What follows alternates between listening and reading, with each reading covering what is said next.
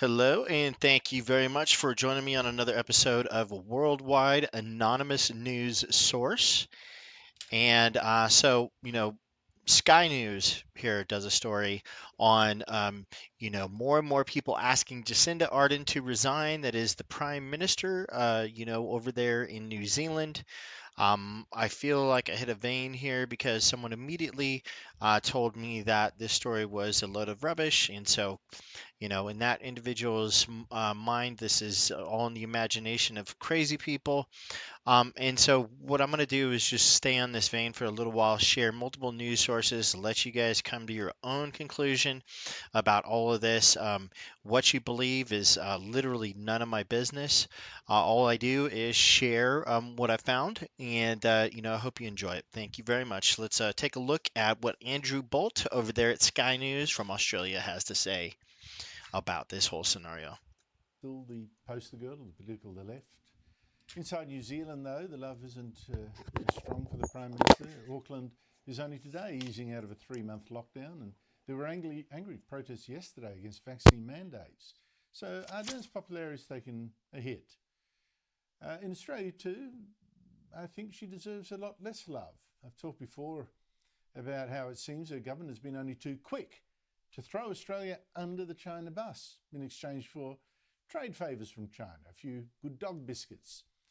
For instance, New Zealand refused to join 14 other countries, democracies like us and Britain and the US, to say that the World Health Organization whitewash on how the virus started was rubbish, excusing China. New Zealand's Trade Minister also had a shot at Australia when China rewarded it with an upgraded free trade deal. If they were to, follow us and show respect, I guess a little more diplomacy from time to time and be cautious with wording, then they too hopefully could be in a similar situation. New Zealand's Foreign Minister also advised us to give in to some of China's demands. Their bilateral relationship is a matter for them to resolve and work through. Do I believe that there might be an opportunity for New Zealand to create a different environment to have a conversation? Yes, I do. And now another sellout. New Zealand says China should be allowed to join an 11-nation trading pact, the Trans-Pacific Partnership, when Australia is saying, well, no, not while China bends the rules by punishing Australia with trade bans, simply to knock us into shape. Sold out again by our supposed ally, sold out to a dictatorship. Joining me is Dr. Muriel Newman, a former business representative, a former politician, right of centre, now head of the think tank, the New Zealand Centre for Political Research. Muriel Newman, thanks for joining us again. It seems sometimes that Ardern's government does choose China over Australia, won't stand firm with democracies against this dictatorship, but am I being unfair? No, I don't think you are. I think it's the concern that we have in New Zealand as well. I mean, with regard to this latest situation, from what I understand, if a country meets the standards and is willing to engage, then any country can apply to join this Trans-Pacific trade deal. And as I understand it, the UK has applied and Taiwan has applied. America is thinking about it.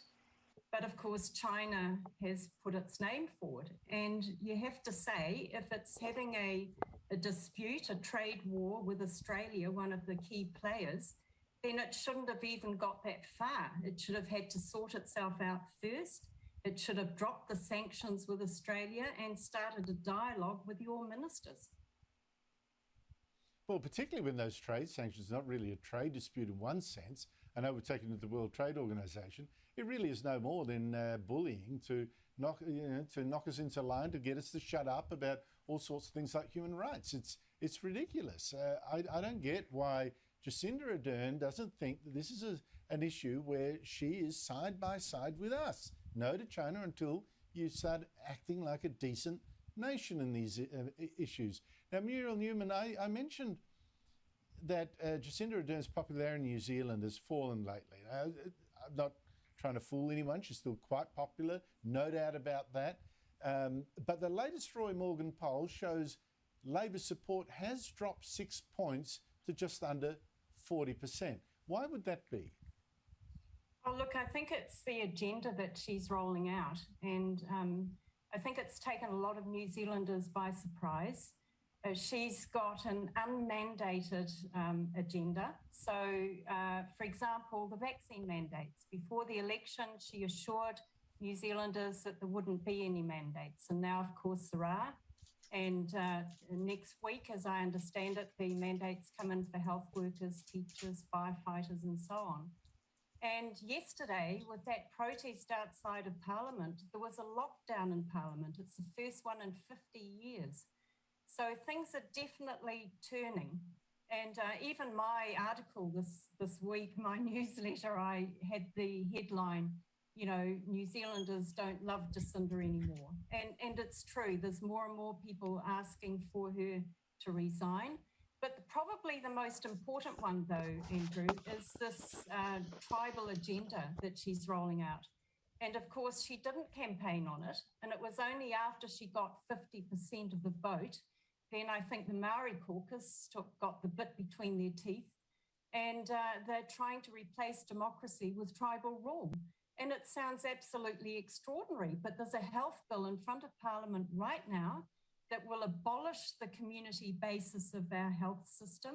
It'll centralise it in Wellington with a Maori health authority with the right of veto over the entire system, and New Zealanders will be segregated by race for their health care. And of course, the three waters, that's another one where Maori control of wastewater, stormwater and freshwater, and all the councils were told it was going to be voluntary.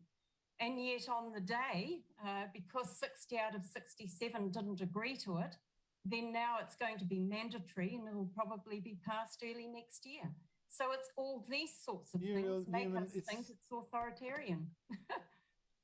I just think it's so sad, you know, particularly when you see the high rates of intermarriage anyway. I mean, you know, who doesn't have some, you know, a lot of people would have also European ancestry as well, but this ridiculous insistence on race when we should be colourblind, I just think it's coming to peak stupidity in New Zealand, and I just think it's so sad. Muir and Newman, thank you for your time.